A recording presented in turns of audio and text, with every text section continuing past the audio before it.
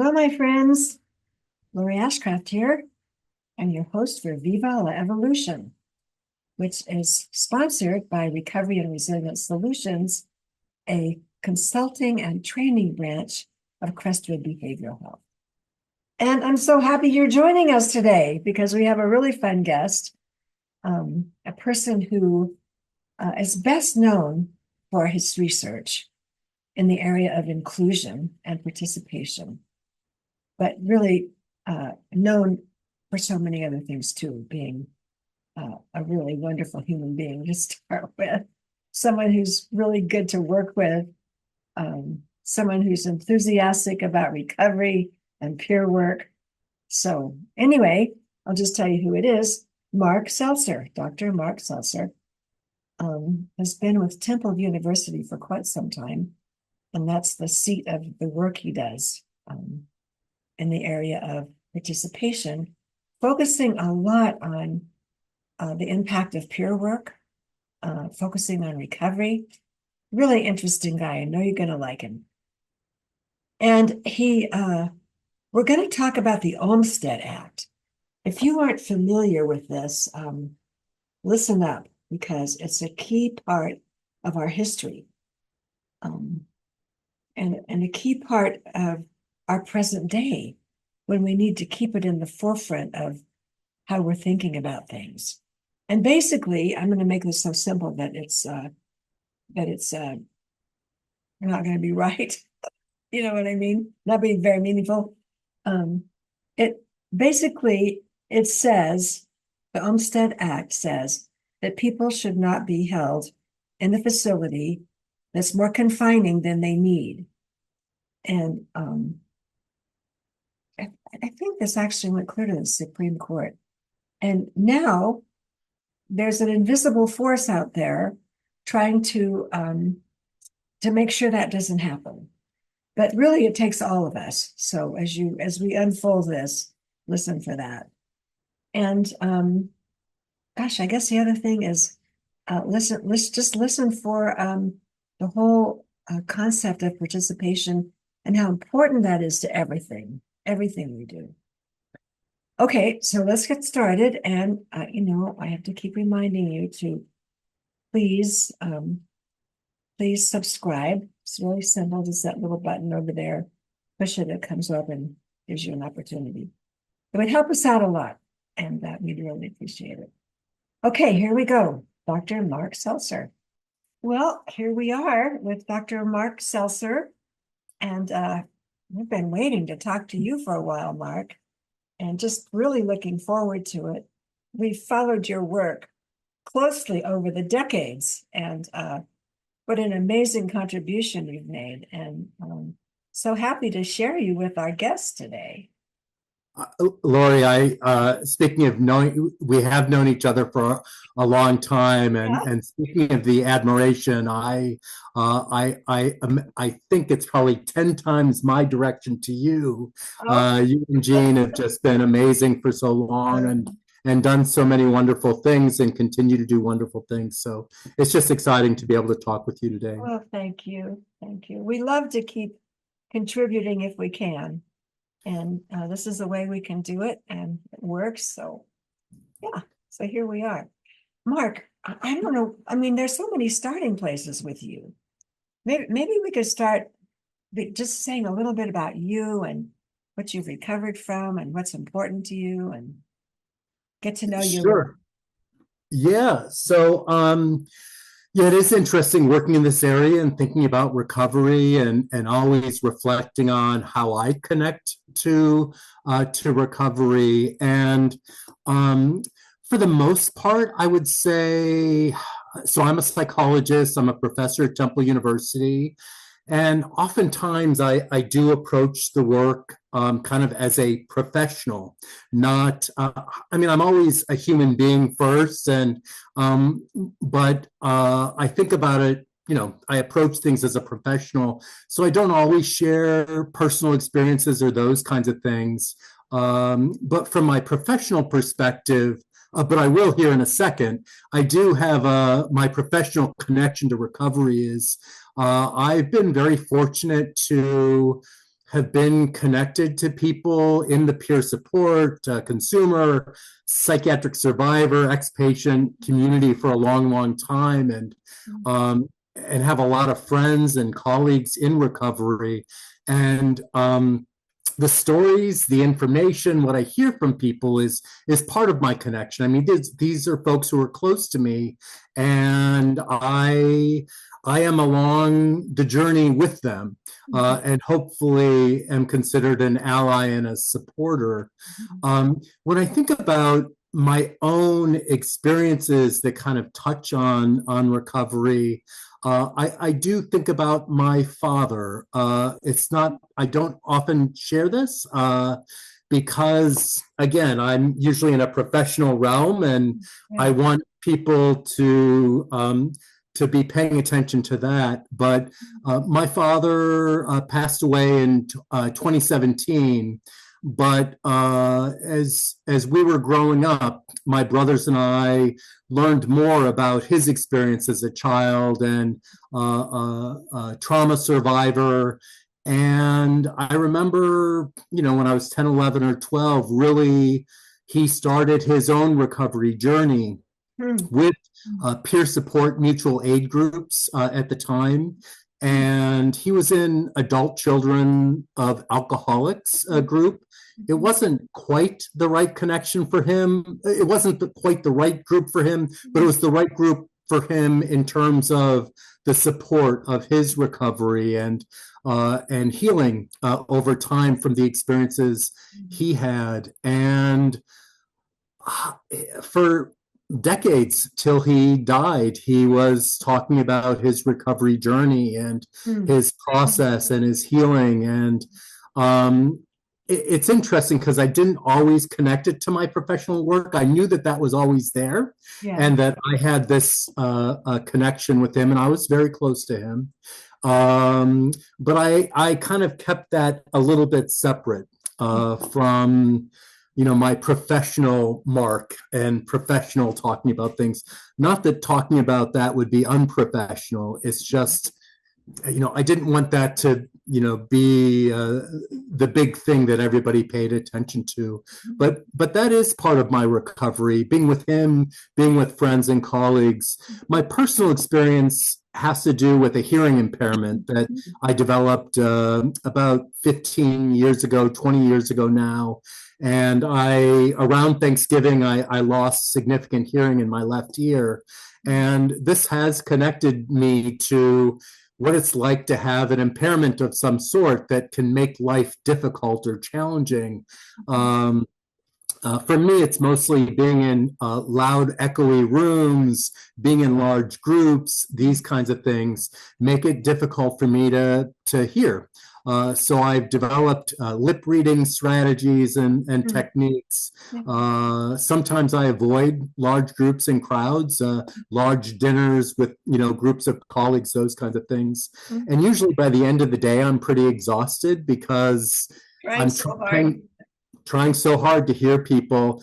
And I do connect that to a recovery journey that I'm trying to live a satisfying, fulfilling life with an issue. And it also connects me to the concepts of inclusion as well, which I do a lot of work in. Just thinking about that. And I want to disagree with you a little bit on a kind of a theme you've unraveled here for us.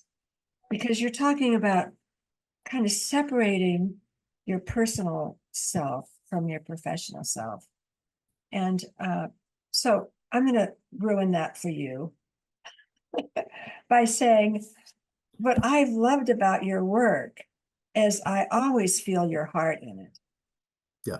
I mean, you might think you're just doing your professional job, but your heart comes through so strongly, Mark. And I really think that's what makes you so successful. I mean, your work is brilliant, of course, but when it's delivered, it comes across from your heart. And I love that part of you.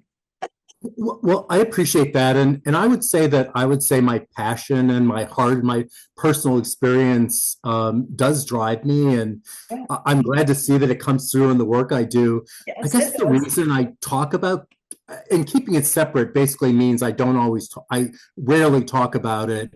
And one reason is, unfortunately, I think some people will discount the work that I do because they'll say it's too personal or I'm Oh, too connected to it. hmm. And I think that that would be the wrong thing to do. I do too. I do. So I've chosen for my work and how I present it, not to talk about, not even talking about friends and colleagues who are in recovery, not talking about my connection with my father and watching him deal with his mental health issues. It just, it's not really, they don't need to know about it, and it still shines through in my work. Yeah, it And really shines. I don't want people to say, "Oh, he's biased" or something like that. Mhm. So I'm the objective researcher, right? Okay. The And objective researcher with a heart that yeah, that can't be hidden. yep, yep. And I've just gone by this little quote. I don't even know who said it, but it's helped me so many times. Uh, Usually when I'm feeling really insecure and doubting myself and not wanting to tell my truth. No, say things about myself that are true. And the saying is, what's personal is the most universal.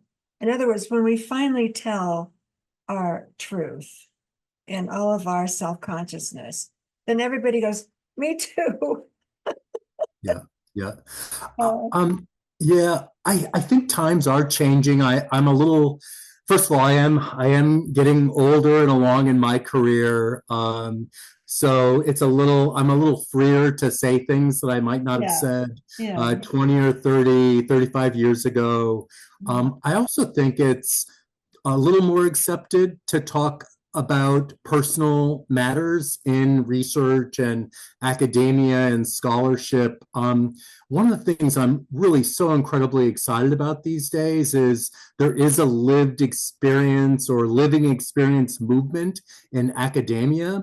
Oh, And really? it is Uh, so wonderful that people feel more and more comfortable and it's allowable to mhm. talk about personal connections to work we do. Most researchers are working in areas that they have a personal connection to, Of but course. Yeah, historically we haven't shared it. yeah, And I was kind of brought up in that same ethos, yeah, that same yeah, way of yeah, thinking. yeah. And it's wonderful. I love this movement. I love what's happening. It's also real. Yeah, It's yeah, and we all have connections and yeah. to the things that we're doing. You So I'm know, excited, and maybe maybe I will share more of my truth I hope you to do. connect I with love that people part about of you. that. That's my favorite part of you. Thank you. Okay, uh, I was talking, I'm sure you know and love this woman, Laura Van Tosh. No and love. Yes. Yeah, yeah. Well, she and I have been in conversation lately, and I didn't realize what uh, a strong influence she had on Olmsted. But at the time that was going, trying to become a law or whatever it is, regulation or a law, whatever, she was right there, probably one of the main actors in making that happen. And I know Olmsted's important to you too, with all the work you do. Yeah, Laura is also the one who's really influenced me in making sure I use the names of the people who brought the case forward because their initials were Good. used. The lawyers thought that they wanted their anonymity and didn't Yeah. want to be identified as having a mental Yeah. health issue. Yeah. So Elaine Curtis and Lois Wilson, and they were the two individuals who were the main people in that case. And Laura's the one who keeps reminding me, Yeah. say their names. Yes. And yeah, Yes. this case is incredibly important in our field. And I don't know if a lot of people are aware of it. Well, let's talk about it. Let's talk a lot about it. I just know on the surface, and Laura's helped me with a little of the history, but I know that we can't keep people in higher levels of restraining of involuntary care than they need. And that's had a huge impact on hospitals and programs. And I just wish, maybe you'll help tell us more about this, but I wish it was more active. Like, I wish there was some inspectors. I wish there were like 100 inspectors going all over the nation, finding places where people are being held, and then calling it, making it accountable. So, Yeah. yeah. Yeah, well, there aren't hundreds, but there are some. The Department of Justice definitely does review different institutions in different states and are raising concerns if they have them in different states related to the Olmsted decision. So one thing that might be helpful is, one thing I'm excited about the Olmsted decision is we all know and have talked about the concept of deinstitutionalization, that there was a movement that really started in the 1950s when there were 550,000, I like to say, American citizens who were confined in psychiatric hospitals around the country. More than 500,000 people, which is an incredible number. And a lot of a lot of us have talked about this, and we've talked about the importance of deinstitutionalization, reducing the numbers of people who live in who live in institutions down to a smaller number. Joseph Rogers always reminds me that number should be 0, but we're far away from that. We still have more work to do. But what I like about the Olmsted decision, and I'll explain it in a second, is it was not just focused on deinstitutionalization. It was also focused on making sure that people are supported in living good lives in the community, not just living in the community, but living good lives in the community. So the Olmsted decision, it was based on 2 women who were in a psychiatric institution in Georgia, Elaine and Elaine Curtis and Lois Wilson. And they claimed that they would be able to successfully live in the community, some type of supported living situation with proper supports, that they could be successful in doing that, and that they were being unnecessarily kept in a psychiatric institution that was very confining and restraining to them. Their treatment providers also agreed with them. They're psychiatrists, social workers, nurses, psychologists, they all said, yep, we think they can do it. And this is a case that went all the way to the Supreme Court. And the Supreme Court concluded that they were correct, and that people should not be unnecessarily confined in psychiatric institutions, and that this was a violation of the Americans with Disabilities Act that was signed into law in 1990. And the ADA is the Americans with Disabilities Act is a major law that has influenced a lot of services and policies in the broader disability community. What I like about the ADA is that it really talks about opportunity to live in the community like everybody else, to work, and go to school, and dating and parenting.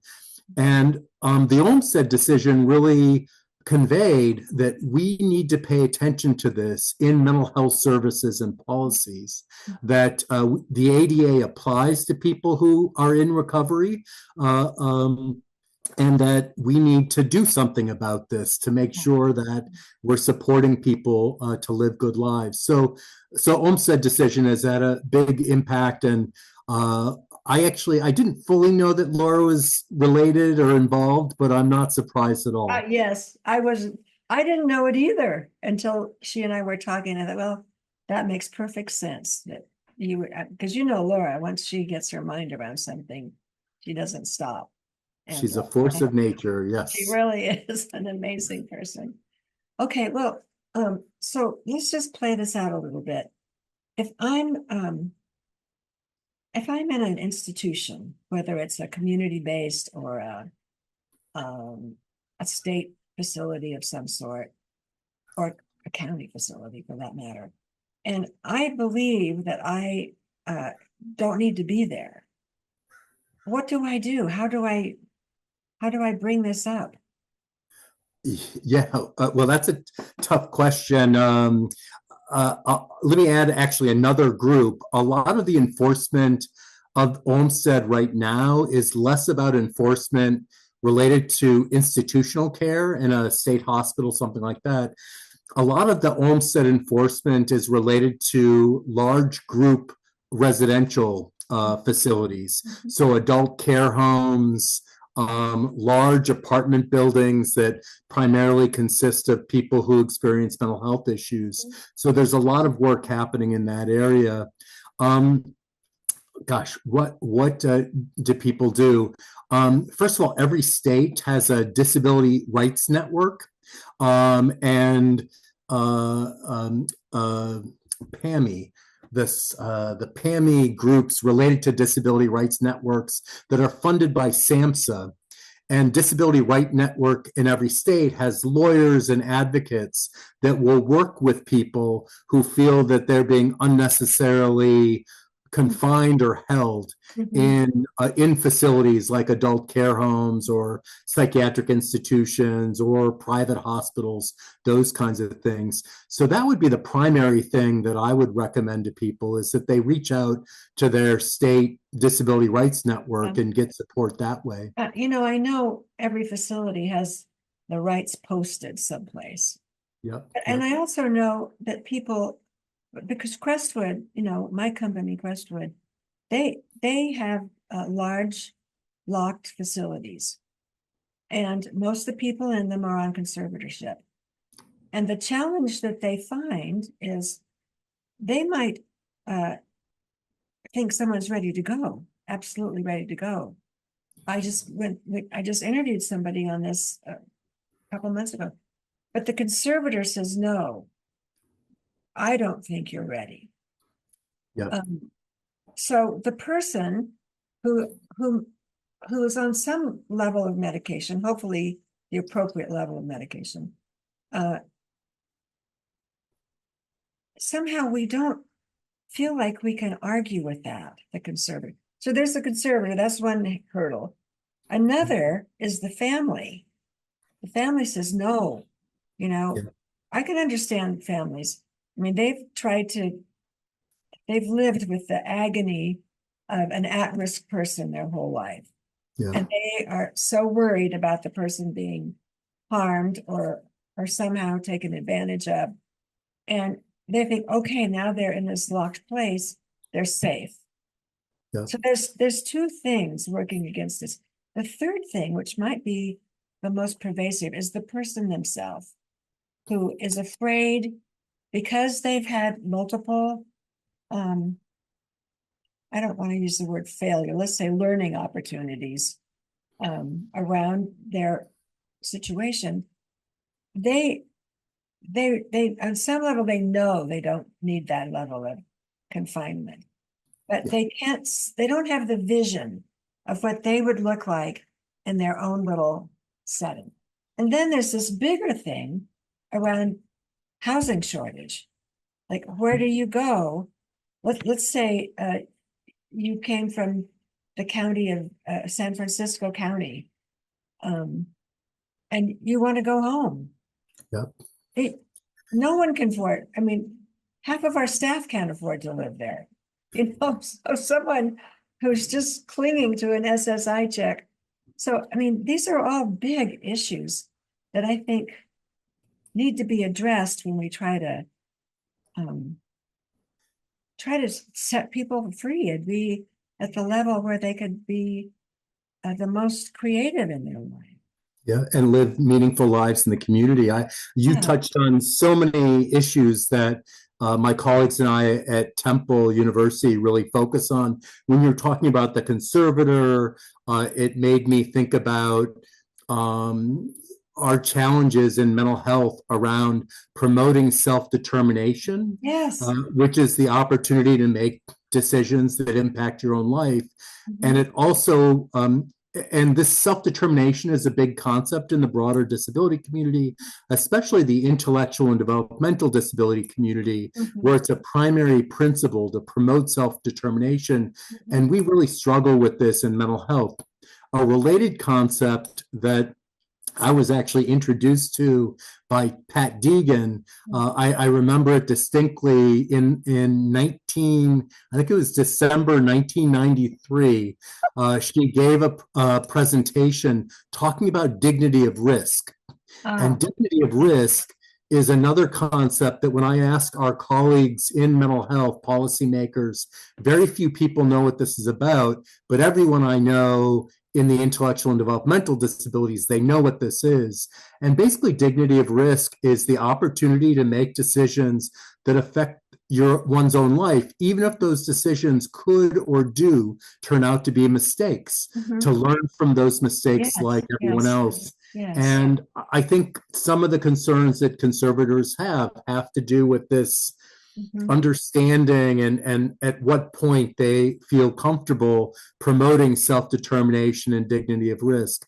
Everybody's worried about lawsuits. Everybody's worried about, something bad happening and their names getting in the newspaper or the news. You also mentioned family members. One of the things that our group focuses on are, a lot of people think that somebody, with a particular diagnosis, maybe a psychotic disorder, schizophrenia, that the reason they don't work is because of, the mental health issues that they experience.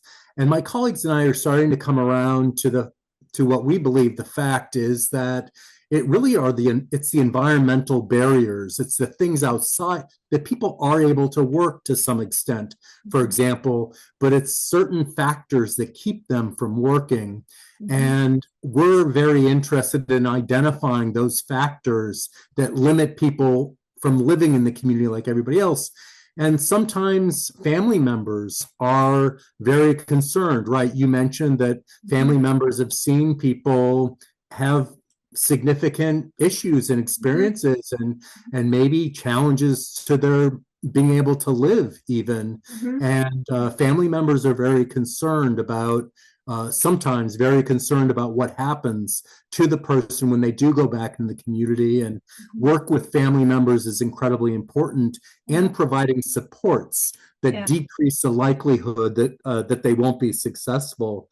At the individual level, you mentioned people have experienced they've had unsafe experiences in the community before. They've worked and have had other people treat them poorly. They've been in school and people have treated them poorly. They've been in relationships and people have treated them poorly. And some people are rightly concerned about how they're treated by other people, and that is a barrier to their pursuing meaningful activities. Internalized stigma is an issue where people have heard over and over and over again, you've got this diagnosis, that's why you can't work, or you shouldn't go to school or maintain custody of your children, or you're not ready to go to church, or you shouldn't do this or that. And people do internalize that and accept this, and that keeps people from well-meaning, it's well-meaning. But I love what you're saying about the dignity of risk. I remember Pat saying that too. Because any of us, if we aren't willing to risk, step out into something that's not totally safe or not well known to us, we can't learn anything. We're just stuck. We're stuck there.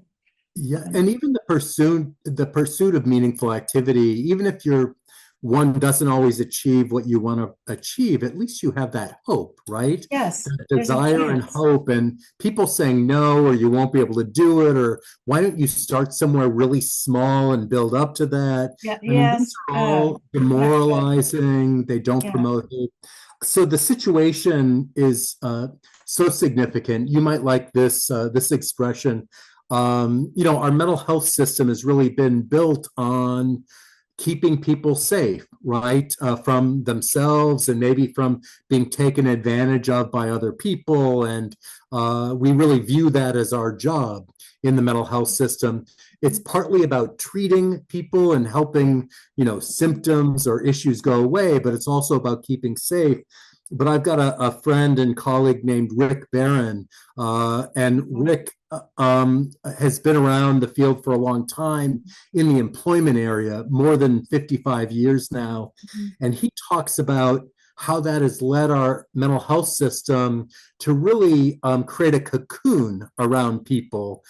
He actually refers to it as the overly warm embrace of the mental health I system. love it. And I Yeah. don't know if your podcasts are by Zoom, but I'm giving a hug to Yeah. myself basically. Yeah. And what that overly warm embrace does is it keeps people from moving forward Yeah. and keeps people from pursuing their recovery and meaningful activities in the community, because we're so concerned about keeping them safe, and we don't want them to get hurt again, and these kinds of well-meaning uh, uh, orientations, but it's keeping people from progressing in their lives. And I just want to add a little question mark to that, because I wonder sometimes, no, I know sometimes that we do that to people because we don't want to suffer with them. So it's a way to keep ourselves from experiencing any pain or any mystery around will this work. I think that's a bigger player than any of us are willing to admit. And it's a big thing.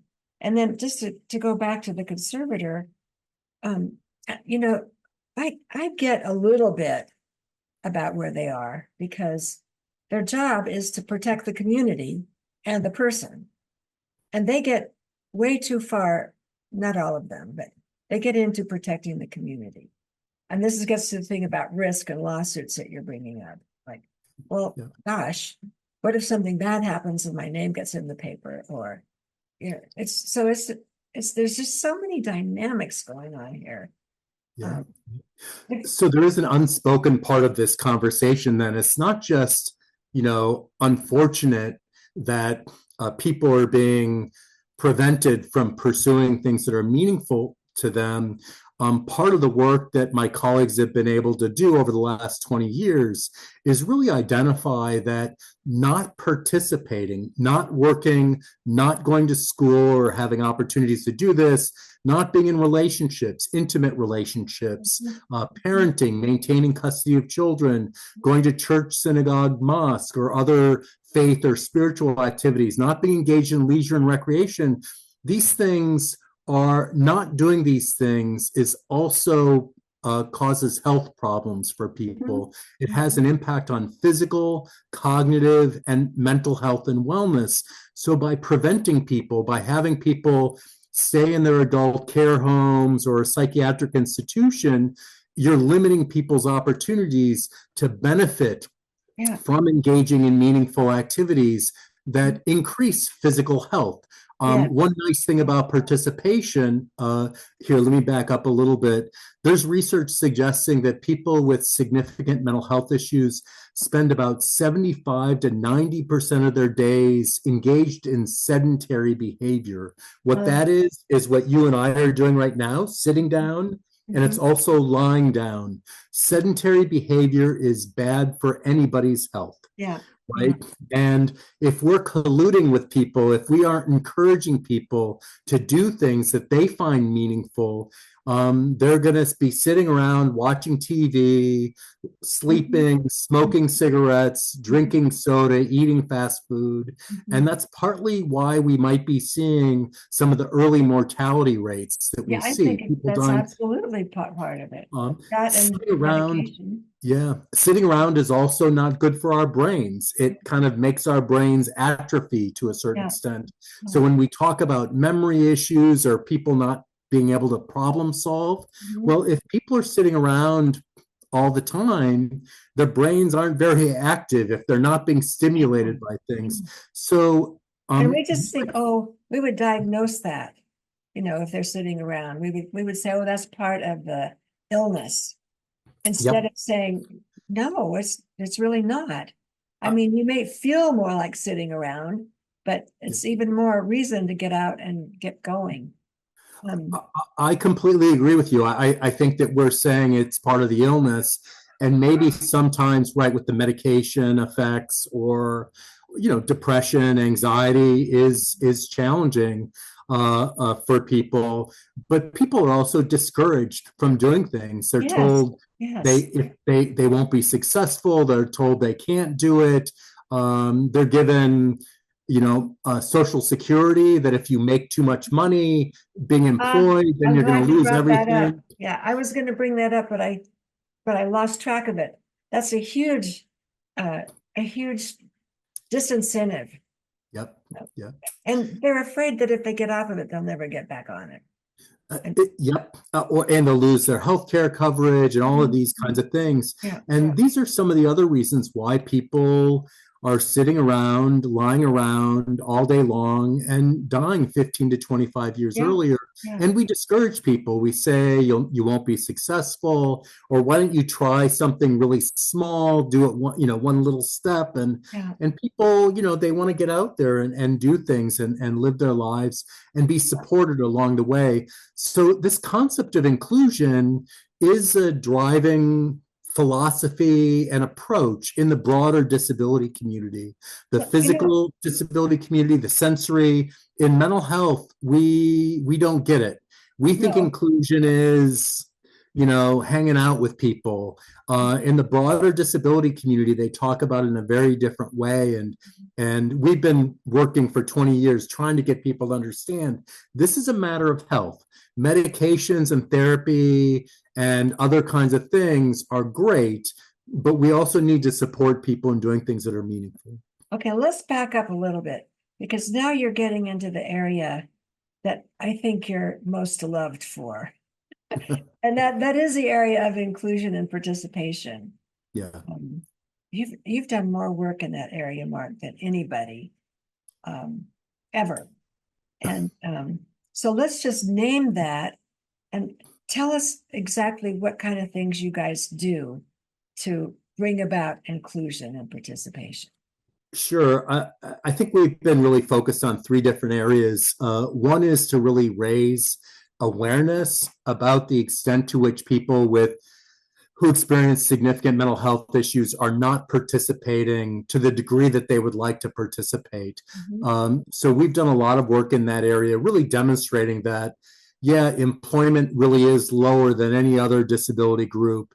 People are not having the educational experiences they'd like to have compared to other populations, not maintaining custody of their children, and not necessarily because they're not capable parents, but possibly because of other factors like prejudice and discrimination towards parents with mental health issues. So that's one area that we've done work on to really demonstrate that this is a problem.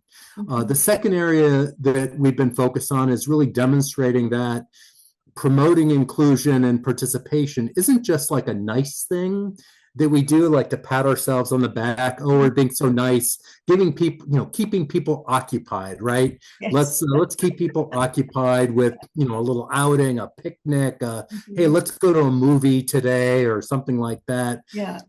We've really been trying to demonstrate that this is medically necessary in the sense that it promotes health. What we were talking about a little bit ago: physical health, cognitive health, mental health, and wellness. Yeah. People without mental health issues who are not doing these things have poorer health outcomes than people without mental health issues that are doing these things. Yeah. Yeah. And if that's the case for people without mental health issues, it's going to be the case for people with mental health issues. Yes. Yes. And we've done research demonstrating that people with significant mental health issues who are participating more have better cognitive abilities. They have decreased depression. They feel less lonely. They're happier. So promoting this is really a treatment in some ways, Yeah. and really should be viewed that way as much as anything else. The third thing we've been doing is trying to create interventions to support community inclusion and participation. We're all familiar with employment programs, right? Supported employment, individualized placement and support, supported education programs, supported housing programs. We've been trying to create other initiatives that providers, including peers, can utilize to support people's inclusion. So we do a lot of work with the Copeland Center to collaboratively develop interventions that are peer-delivered interventions around inclusion and participation, and we're trying to test these to see if they're effective, and then hopefully be able to disseminate them. Well, wait. I've got to know more about that. So let's say I'm at the Copeland Center, and I've heard you talk about this, and I want to do things in a way that would increase participation. What would I do? What would you teach me to do? Right. So one of the initiatives that the Copeland Center that we're testing right now that they've developed, it's a program called REACH. And of course, Oh, I know that. That's a I'm great going to program. forget what the acronym is for. It's 5 different words. I can't believe I don't remember it now. But basically the idea, it's a group-based online intervention, virtual interventions that people are getting together, sharing their experiences with inclusion, sharing the things that provide them with meaning. And then the group supports each other in taking some steps to try to participate in the way that the person wants to participate. So people support each other, people provide hope to each other, people share their own experiences in pursuing participation, and it's all in a peer support environment. So this is one intervention that the Copeland Center is doing. Okay, let me back up a little bit. So I'm going to try to see how I can make this happen in my head. So maybe I have a group of folks there at the Copeland Center, and I say to them, maybe I explain some of the things you've explained about why participation is important.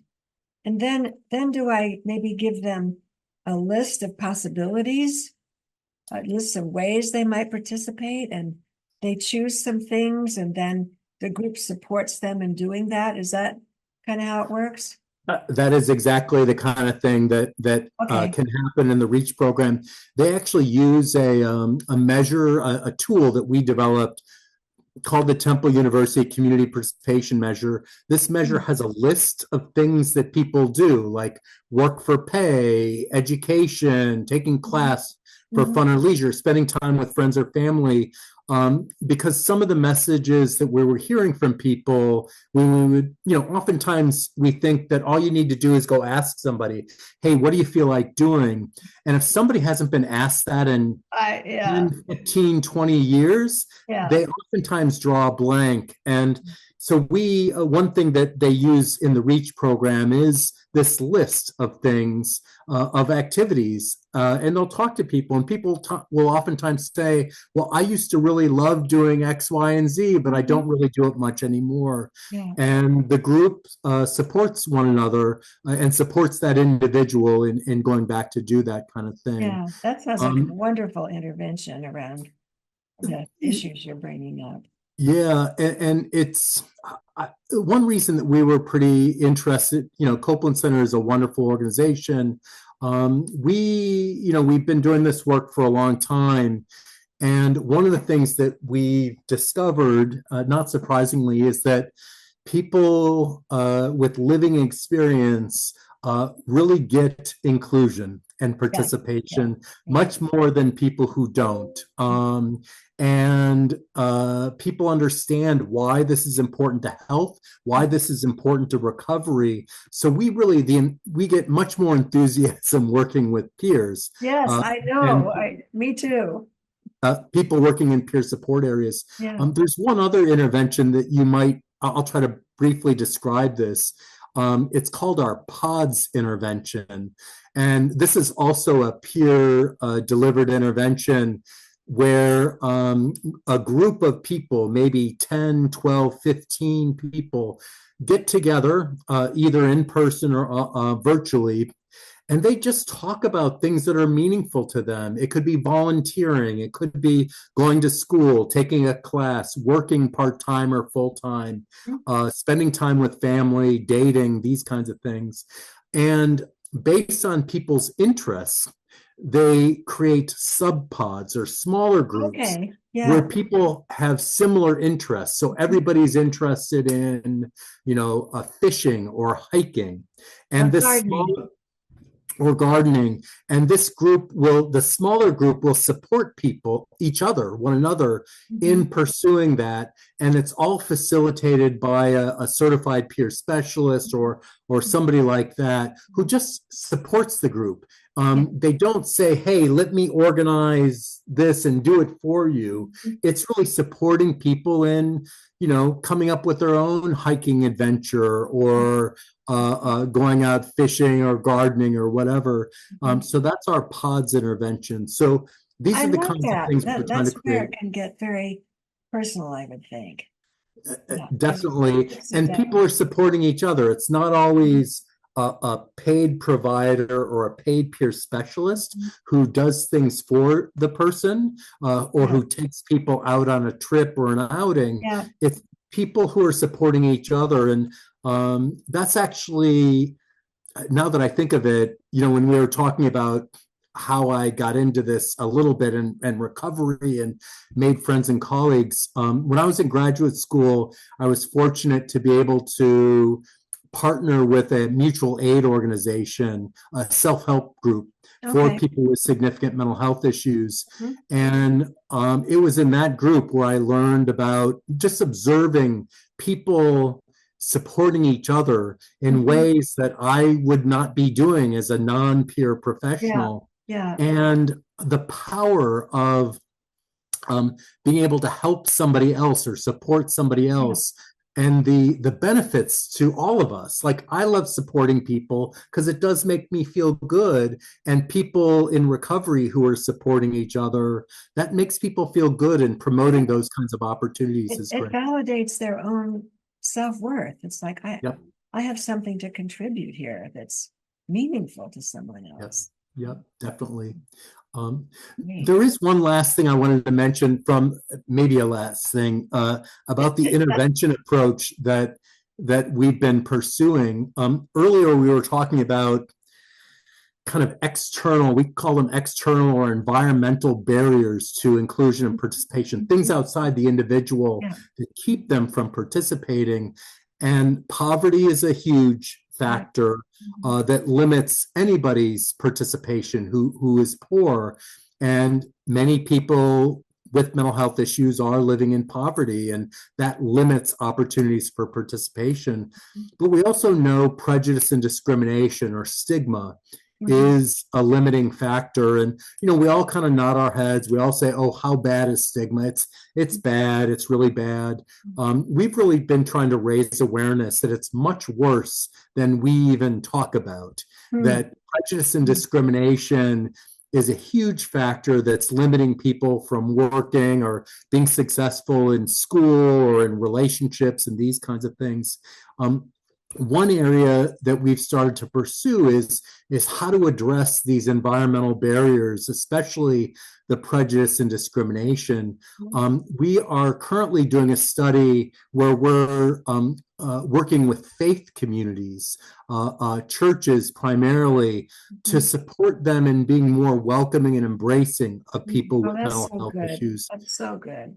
Yeah, we've heard from plenty of people that they've had negative experiences in their own personal faith or spiritual journeys, where some faith communities have turned people away because they're scared of something. And faith is important to people who are believers, to many people. It's just huge. It's no accident that the 12-step process became so wildly popular worldwide, because it's based on faith. That's really that whole thing. And I just been talking with Patty Bloom, my boss, about this, because Crestwood has done some very deliberate things around faith. And I've asked her to do a podcast with me to talk about those, because we both just feel like if people can tap into that supernatural part of themselves that's above and beyond our body or our brain, it can support our recovery process dramatically.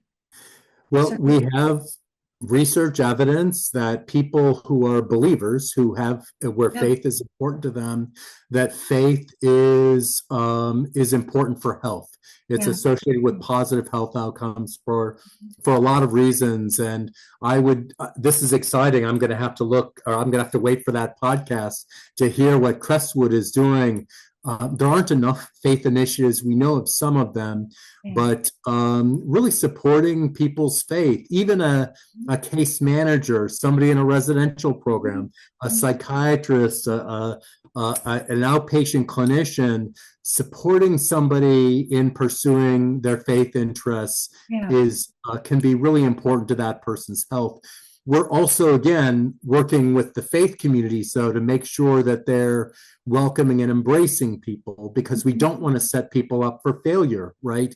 To go Right. into a faith Right. community and have another bad That experience experience. like they've Right. had before. Yeah. So this is actually not just going into and just doing a 2 hour or a 3 hour or a half day training or teaching or lecturing or whatever. We're actually working with faith communities over the course of a year to make very observable changes in their practices. Oh, that's great. For their faith leaders to make statements from the pulpit about mental health and how people with all different experiences with mental health are welcomed in that community. Great. Messaging in newsletters, teaching people how to respond to somebody when they might be experiencing mental health issues, and always being welcoming to people, even if somebody may be disruptive during a service of some sort.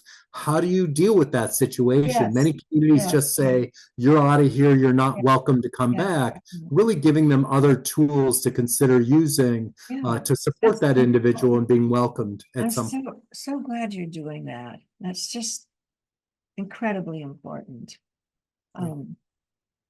You know, I don't want to get too far off on this, but I can't help myself on this. Is when I first started thinking about doing a little series on spirituality in the podcast, I thought, oh well, I better find a Hindu person and a Buddhist person and a Catholic and a charismatic and I was just going through all this because I wanted to be inclusive, not leave anybody out or anything. And then I thought, so I was going to make myself crazy with all that talk. And I thought, that's not what I want to pull forward in this. I want to pull forward the idea that it doesn't matter what your path is, that at some level, we all have that experience of our spirit connecting to a great spirit. And how can we shine the light on that experience and not get all caught up in different pathways? And so I was just kind of holding that open. And along comes this fellow who's in one of I haven't kept up with him. I don't know if he's still there. One of the Crestwood facilities. There's a podcast on it, Vaughn's podcast. You could, if you want. And he started talking about how he found this thing, and he just found it. It just came to him like a light, like a Bill Wilson experience kind of thing. Yeah. And I just thought, wow, this is a spiritual emergence. This is not something we would diagnose as some kind of a, schizophrenia, bipolar combination. Religious preoccupation or delusion. Yes. Yeah. And I started that podcast by saying, keep an open mind here. Don't go down that path, because I think that's another thing that's limited us, is what we think spirituality should look like, and what we think you have to do to make it work. Instead of just coming right down to that core part of our heart that through against all odds can connect to something and then recognize it. I mean, I think a lot of us connect all the time. We don't recognize it because we're busy shopping or we're busy fixing the tire or whatever. Yeah. Anyway. And understanding that this journey is a mental health journey as well. Yeah. I mean, 80% of Americans say that faith and spirituality is incredibly important to them. And about 80% of people with significant mental health issues who we've had in our research have also indicated that faith is important to them as well. Oh. And when I share this information, I say that this 80% is not a delusion. It's not a preoccupation. It's not Yeah. religious ideation. It's I mean, not an I get illness. it. When somebody proclaims that, they might be a spiritual or religious figure, we might have some concerns about that, Yeah. if it becomes a problem for them. But faith by itself or spirituality is not necessarily a problem that we need to treat away. This is our culture, and faith is related to good outcomes. So, really supporting people's faith journey is a treatment. It is important. It is something we can focus on. And again, our center is, there are other people who I know are supporting faith journeys.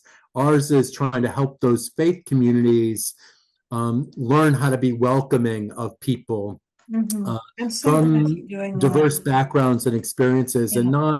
not chase them away, Yeah. because a lot of people have been hurt And if in there's their any faith place that journey. we need inclusion, it's there, Yep. Yep. of all places to. Yep. Well, we've covered a lot of ground here, Mark. Yeah. Is there anything else you want to talk about that we missed? Oh, no. I do think we covered a lot. We talked about Olmsted, Yeah. talked about what our center's up to. Yeah, no, I think we've covered a lot, and I really appreciate you and Jean being so supportive of our work over the time, and Oh gosh. talking about it. And I've just been really fortunate to be able to do this with my colleagues, and I tell people all the time. I mean, I learned about the importance of inclusion and participation from people with living experience, because people have, when I hear recovery stories, every recovery story I've ever heard is there's some aspect of participation. Yes. I started going back to work. I started taking classes again. I developed a relationship with somebody who I'm married to now. I started going back to church or something like that. And this is all things that I've heard from, just listen to people. And Yeah. I'm just so pleased just fortunate to be able to do this. Well, I'm so glad you're there doing it. Thank you from all of us for the work you do. Yeah. Very Well, much. happy to keep it going. So, Good. Well, there we have it. Dr. Mark Salzer. What a warehouse of information that man is on so many fronts. I'm so glad he is among us, and I'm so glad he's focused on participation. I hadn't really thought about how critical it is to everything, to our physical health, our mental health, our emotional health, our spiritual health, everything. Very key. So we'll probably be talking to him again, because we left a few doors unopened, believe it or not, and I'd really like to revisit it. So, okay, have a wonderful day. I love you, and I'll see you next time.